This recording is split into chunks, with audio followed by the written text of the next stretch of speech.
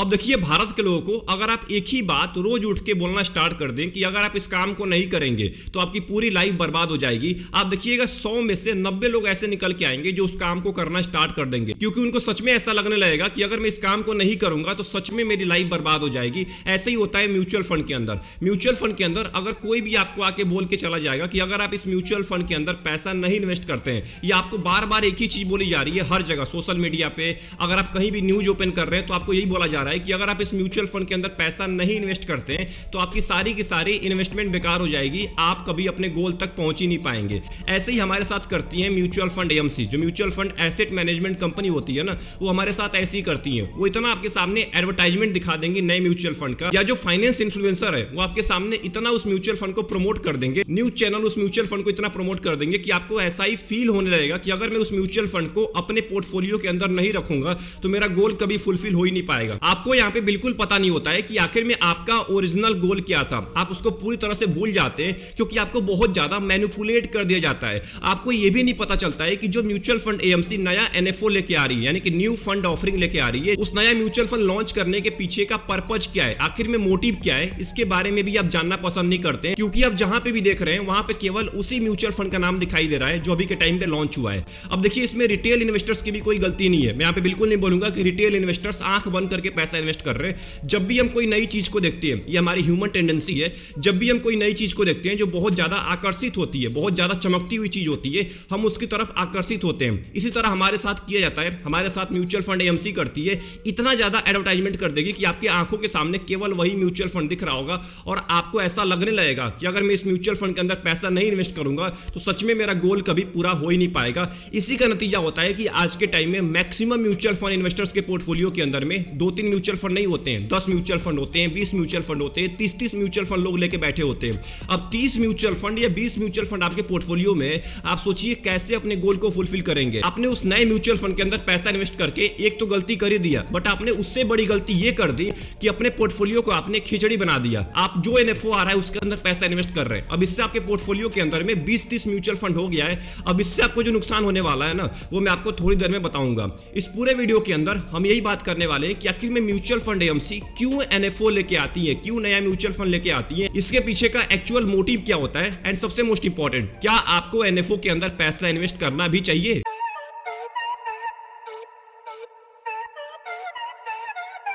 अब देखिए, अगर आप म्यूचुअल फंड के अंदर पिछले 2 साल से या उससे ज्यादा टाइम से पैसा इन्वेस्ट करते हैं तो आपको एक चीज जरूर पता होगा कि म्यूचुअल फंड के अंदर केवल 2 तरह के फंड पाए जाते हैं। एक आपके डायरेक्ट म्यूचुअल फंड होते हैं, एक आपके रेगुलर म्यूचुअल फंड होते हैं। डायरेक्ट म्यूचुअल फंड के अंदर आपको कम एक्सपेंस रेशियो देना पड़ता है, वहीं रेगुलर म्यूचुअल फंड के अंदर आपको ज्यादा एक्सपेंस रेशियो देना पड़ता है, क्योंकि वहां पे बीच में एक म्यूचुअल फंड डिस्ट्रीब्यूटर बैठा होता है जिसके थ्रू आप पैसा इन्वेस्ट करते हैं। जो पहले के लोग होते थे, आज से 15 साल पहले, 20 साल पहले, रेगुलर म्यूचुअल फंड ही हुआ करते थे, बीच में एक म्यूचुअल फंड डिस्ट्रीब्यूटर होता है जिसके थ्रू आप पैसा इन्वेस्ट करते हैं म्यूचुअल फंड के अंदर। अब देखिए, इन दोनों के अंदर ही एक फंड मैनेजर बैठा होता है जो आपके पैसे को मैनेज करता है, जो आपके पैसे को उठा के स्टॉक्स के अंदर इन्वेस्ट करता है अगर आप इक्विटी फंड में पैसा इन्वेस्ट कर रहे हैं। अब देखिए, अगर फंड मैनेजर बैठा हुआ है तो कोई ना कोई फीस भी चार्ज करेगा, तो उसको बोलते हैं मैनेजमेंट फीस। अब ये सारे के सारे फीस ना एक्सपेंस रेशियो के अंदर आता है, तो यहाँ पे मैनेजमेंट फीस आता है। जो वहाँ पे डिस्ट्रीब्यूटर बैठा हुआ है, म्यूचुअल फंड डिस्ट्रीब्यूटर, उसका भी कुछ ना कुछ कमीशन होता है, तो वहाँ पे डिस्ट्रीब्यूशन कमीशन आपको देना पड़ता है। एंड सबसे most important, mutual fund AMC की फीस होती है,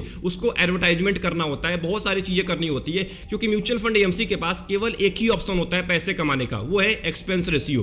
तो एक्सपेंस रेशियो में से कुछ पैसा वो भी ले जाती है अपने एडवर्टाइजमेंट करने के लिए। तो ये सभी खर्चे मिलाने के बाद हम बोलते हैं इसको टोटल एक्सपेंस रेशियो, जो आपसे रेगुलर बेसिस पे चार्ज किया जाता है। आप ये मत समझिएगा कि साल में केवल एक बार एक्सपेंस रेशियो चार्ज होता है, वो आपसे रोज चार्ज होता है, आपको दिखता नहीं है। मान के चलते हैं आपके म्यूचुअल फंड का 1% एक्सपेंस रेशियो है, तो 1% एक ही बार में नहीं काट लिया जाएगा, 1% रोज काटा जाएगा। अब इसके लिए आपको 1 को डिवाइड करना पड़ेगा 365 से, जो भी अमाउंट निकल के आएगा लगभग 0.0027% निकल के आता है, इतना परसेंट आपसे रेगुलर काटा जाएगा आपके इन्वेस्टमेंट में से। तो इस बात को ध्यान दीजिएगा, एक्सपेंस रेशियो रोज कट किया जाता है। अब यहाँ पे एक बहुत बड़ा सवाल निकल के आता है कि आखिर में म्यूचुअल फंड कितना हमसे एक्सपेंस रेशियो चार्ज कर सकती है, मैक्सिमम कितना एक्सपेंस रेशियो चार्ज कर सकती है। तो सेबी के हिसाब से अगर आपके म्यूचुअल फंड का एसेट अंडर मैनेजमेंट 500 करोड़ से कम है तो आपका म्यूचुअल फंड आपसे 2.25% तक का एक्सपेंस रेशियो चार्ज कर सकती है मैक्सिमम। ये मैक्सिमम की बात कर रहा हूं। वहीं अगर बात करें इंडेक्स के अंदर, ETF के अंदर, तो 2% का मैक्सिमम है अगर 500 करोड़ से कम AUM है। तो अगर 500 करोड़ से 750 करोड़ का AUM है तो मैक्सिमम 2% का यहां पे एक्सपेंस रेशियो चार्ज करेगी। 750 से अगर 2000 करोड़ का है तो 1.75% का मैक्सिमम चार्ज किया जाएगा। 2000 से लेके 5000 करोड़ के बीच में AUM है तो लगभग 1.6% का मैक्सिमम चार्ज कर सकती है एक्सपेंस रेशियो।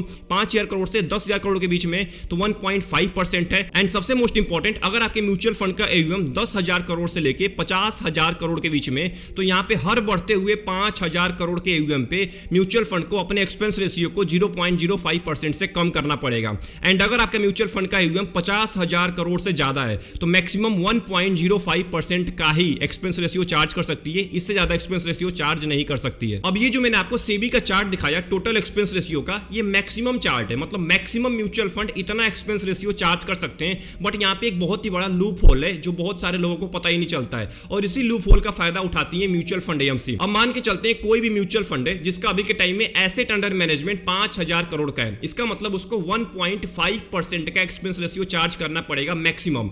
अब मान के चलते हैं उसके अंदर एक फ्रेश इन्वेस्टमेंट आता है 500 करोड़ का, तो 500 करोड़ का जो फ्रेश इन्वेस्टमेंट आएगा उसके पास दो ऑप्शन है। उस म्यूचुअल फंड AMC के पास दो ऑप्शन है, या तो उस 500 करोड़ को उस 5,000 के अंदर ऐड कर दे जहां पे उसको केवल 1.5% का ही एक्सपेंस रेशियो चार्ज करना पड़ेगा मैक्सिमम।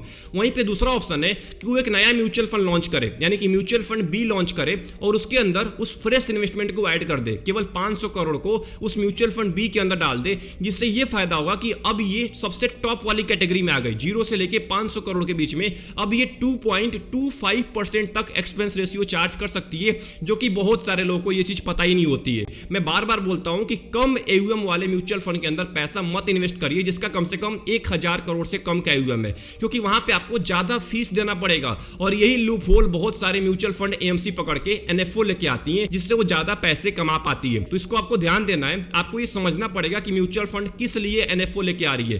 क्या उसका मेन मोटिव है केवल म्यूचुअल फंड लॉन्च करना, या उसका कुछ और मोटिव है? इसके बारे में आपको अच्छे से रिसर्च करना पड़ेगा, तब आपको किसी NFO के अंदर पैसा इन्वेस्ट करना है। दूसरा मेन रीजन है NFO लेके आने का, हाई एसेट अंडर मैनेजमेंट। अब देखिए स्पेशली स्मॉल कैप फंड्स के अंदर क्या होता है कि जब AUM बढ़ जाता है ना, तो फंड मैनेजर को बहुत ज्यादा दिक्कत होने लगती है। आपने देखा होगा आज के टाइम में बहुत सारे ऐसे स्मॉल कैप के म्यूचुअल फंड है जिन्होंने अपना फ्रेश इन्वेस्टमेंट या अपना लमसम इन्वेस्टमेंट बंद करके रखा हुआ है। क्यों रखा हुआ है? क्योंकि इतना इन्फ्लो आता है ना स्मॉल कैप के अंदर, उसका AUM इतना बढ़ जाता है कि वहां पे फंड मैनेजर को दिक्कत होती है स्मॉल कैप कंपनीज में इन्वेस्ट करने के लिए, क्योंकि वहां पे मैक्सिमम पैसे को स्मॉल कैप कंपनीज में ही इन्वेस्ट करना होता है। यही लार्ज कैप के अंदर दिक्कत नहीं होती है। लार्ज कैप में अगर AUM ज्यादा भी हो चुका है तो वहां पे कोई दिक्कत नहीं है, क्योंकि अभी बड़ी कंपनीज है, लिक्विडिटी का कोई इशू नहीं होता है। स्मॉल कैप में लिक्विडिटी का बहुत ज्यादा इशू होता है, क्योंकि कंपनीज बहुत छोटी होती है ना, 1000 करोड़ की 2000 करोड़ की कंपनी होती है। अब उसमें इतना पैसा आ गया कि बेचारे फंड मैनेजर भी बहुत ज्यादा परेशान हो जाते हैं। अब यहां पे भी जो म्यूचुअल फंड AMC होती है ना, उसको नया NFO लॉन्च करना पड़ता है, क्योंकि वो बहुत ज्यादा इन्वेस्टमेंट आ चुका होता है उस पर्टिकुलर म्यूचुअल फंड के अंदर।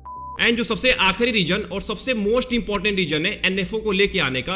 अब देखिए अभी के टाइम में क्या है ना कि सेबी के कैटेगराइजेशन के हिसाब से एक म्यूचुअल फंड AMC एक कैटेगरी के अंदर केवल एक ही म्यूचुअल फंड लॉन्च कर सकती है। अगर लार्ज कैप की बात करें तो लार्ज कैप के अंदर एक AMC का एक म्यूचुअल फंड से ज्यादा फंड आपको नहीं दिखेंगे। मान के चलते हैं निपॉन इंडिया का कोई फंड है तो निपॉन इंडिया का एक ही लार्ज कैप फंड दिखेगा, एक से ज्यादा large cap fund Nippon India के नहीं दिखेंगे। वैसे ही मोतीलाल का मान के चलते हैं लार्ज एंड मिड कैप का है तो केवल एक ही लार्ज एंड मिड कैप दिखेगा, कोई दूसरा लार्ज एंड मिड कैप नहीं दिखेगा मोतीलाल का। तो ऐसे ही एक कैटेगरी के अंदर में एक ही फंड लाना होता है सारे के सारे म्यूचुअल फंड AMC को। बट म्यूचुअल फंड के इन 36 कैटेगरी में से एक कैटेगरी ऐसी बिलोंग करती है ना जिसके अंदर म्यूचुअल फंड AMC बहुत सारे फंड लेके आते हैं। उसके अंदर आप जितना चाहें उतना फंड लेके आ सकते हैं, जितने सेक्टर से भारत के अंदर में उतने आप फंड्स लॉन्च कर सकते हैं। इसके ऊपर पूरी की पूरी छूट होती है और इसी का फायदा उठाते हैं बहुत सारे म्यूचुअल फंड AMC। इसका नाम है थीमेटिक म्यूचुअल फंड, या इसको हम सेक्टोरल म्यूचुअल फंड भी बोल सकते हैं। आपने देखा होगा पिछले 1-2 साल पहले इतने सारे सेक्टोरल म्यूचुअल फंड लॉन्च हुए हैं, लगातार सेक्टोरल फंड लॉन्च हो रहे थे। क्यों लॉन्च हो रहे थे? क्योंकि वहां पे सेक्टर ग्रो कर रहा था, सेक्टर्स बूम कर रहे थे और इसी का फायदा उठाते हैं बहुत सारे म्यूचुअल फंड AMC, क्योंकि उनको ऐसा लगता है कि जब सेक्टर ग्रो कर रहा है ना, अगर मैं उस टाइम पे नया म्यूचुअल फंड लेके आता हूं, NFO लेके आता हूं, तो अगर उस टाइम पे NFO लेके आऊंगा तो मेरे को सबसे ज्यादा फायदा होगा, सबसे ज्यादा लोग उसी टाइम पे पैसा इन्वेस्ट करेंगे। और यही हुआ है पिछले साल के अंदर में। पिछले साल जब डिफेंस सेक्टर ग्रो कर रहा था, रेलवे सेक्टर ग्रो कर रहा था, इंफ्रास्ट्रक्चर सेक्टर ग्रो कर रहा था तो लोग भर भर के उसके अंदर पैसा इन्वेस्ट कर रहे थे। जो म्यूचुअल फंड आ रहा था, जो एनएफओ आ रहा था, उसके अंदर भर भर के पैसा इन्वेस्ट किया जा रहा था। बहुत सारे ऐसे एनएफओ थे जिनका एवं बहुत तेजी के साथ ग्रो किया है केवल ट्रेंडिंग की वजह से कि वो सेक्टर बहुत ज्यादा ट्रेंड कर रहा था। क्या जरूरी भी है उस म्यूचुअल फंड एएमसी को, उस एनएफओ को लॉन्च करने का? अगर जरूरी नहीं है, केवल वो फ्लो में लॉन्च कर रहा है कि अभी के टाइम में सेक्टर ग्रो कर रहा है तो मैं भी अपना एनएफओ लेके आ जाता हूं, मेरे को भी बहुत ज्यादा पैसा मिल जाएगा, तो आप उस एनएफओ से दूर रहिए। वो आपके लिए नहीं बनाया गया है, वो केवल पैसे कमाने के लिए वो म्यूचुअल फंड एएमसी ने उस एनएफओ को लॉन्च किया है।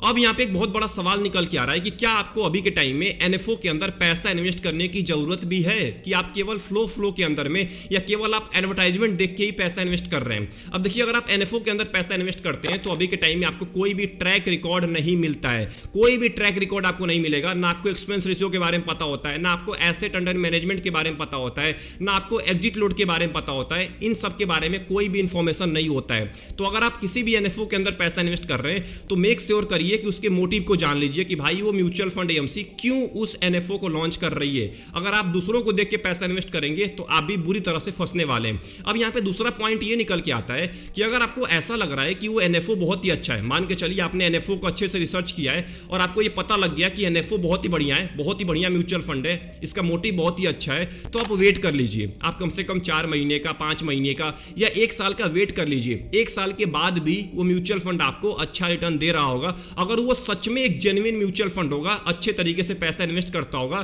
तो 1 साल बाद, 2 साल बाद, 5 साल बाद भी वो म्यूचुअल फंड आपको अच्छा रिटर्न दे रहा होगा। तो इस बात को अपने दिमाग से निकाल दीजिए कि अगर मैं एनएफओ के अंदर ही पैसा इन्वेस्ट करूंगा तभी मेरे को ज्यादा रिटर्न मिलेगा। भाई 1 साल बाद भी अगर आप पैसा इन्वेस्ट करेंगे ना, और अगर वो म्यूचुअल फंड जेन्युइन होगा तो 1 साल बाद भी आपको उतना ही अच्छा रिटर्न दे रहा होगा। तीसरा पॉइंट निकल के आता है कि क्या वो म्यूचुअल फंड का जो एनएफओ लॉन्च हुआ है, क्या वो आपके गोल से मैच कर रहा है? जो भी आपका गोल होगा, फाइनेंशियल गोल होगा, आपको गाड़ी लेना होगा, घर लेना होगा, या आपको अपने फाइनेंशियल फ्रीडम के लिए पैसा इन्वेस्ट करना होगा, कोई भी आपका गोल हो सकता है म्यूचुअल फंड में पैसा इन्वेस्ट करने का।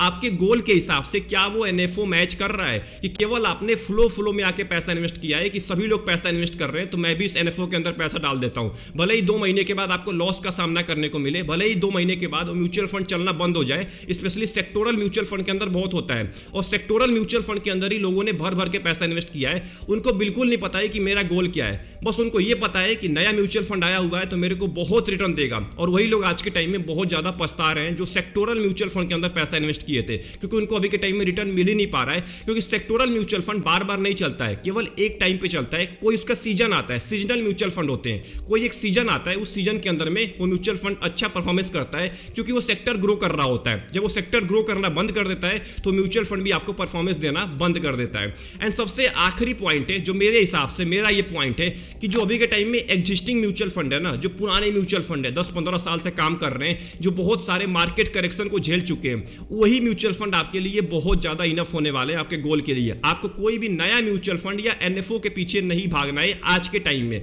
अगर आज से आप 5 साल पहले, 6 साल पहले पूछते तो मैं बोल सकता था कि हाँ एनएफओ को आप चेक कर सकते हैं, बट अभी के टाइम में इतने सारे म्यूचुअल फंड है, इतने सारे ऑलरेडी म्यूचुअल फंड है, बहुत ही अच्छे म्यूचुअल फंड है जो बड़े बड़े मार्केट करेक्शन को, बड़े बड़े मार्केट क्रैश को झेल चुके हैं। आप उनमें पैसा इन्वेस्ट करिए, वो आपके पैसे को ज्यादा सेफ रखेंगे, उसमें आपको ज्यादा स्टेबिलिटी मिलने वाली है compare to in mutual fund के जो अभी 2 दिन पहले लॉन्च हुए हैं, जिनके बारे में आपको यह भी नहीं पता है कि वो आपसे कितना चार्ज लेने वाला है। अपने म्यूचुअल फंड पोर्टफोलियो को क्रिकेट टीम बनाना बंद करिए, 10 म्यूचुअल फंड, 20 म्यूचुअल फंड रखना बंद करिए। लॉन्ग टर्म के अंदर में आपको फालतू में एक्सपेंस रेशियो देना पड़ता है जो आपको अभी के टाइम में समझ में नहीं आता है, बाद में जाके समझ में आएगा। जब आप पैसा रिडीम करेंगे ना तब समझ में आता है कि मैंने चार्ज के रूप में कितना पैसा दे दिया म्यूचुअल फंड एएमसी को। तो इससे बचिए, अपने पोर्टफोलियो के अंदर में 4 से 5 अच्छे म्यूचुअल फंड को रखिए, अच्छे से रिसर्च करिए, अच्छे से नॉलेज लीजिए म्यूचुअल फंड के बारे में, तब पैसा इन्वेस्ट करिए। तो अगर आपको ये पूरी वीडियो पसंद आई, वीडियो को लाइक कर दीजिएगा एंड चैनल को जरूर सब्सक्राइब कर लीजिएगा। आपका क्या ओपिनियन है एनएफओ को लेके कमेंट बॉक्स के अंदर टाइप करना मत भूलिएगा। मिलते हैं एक और इंपॉर्टेंट वीडियो में, तब तक के लिए अपना ध्यान रखिए। Best of luck, take care.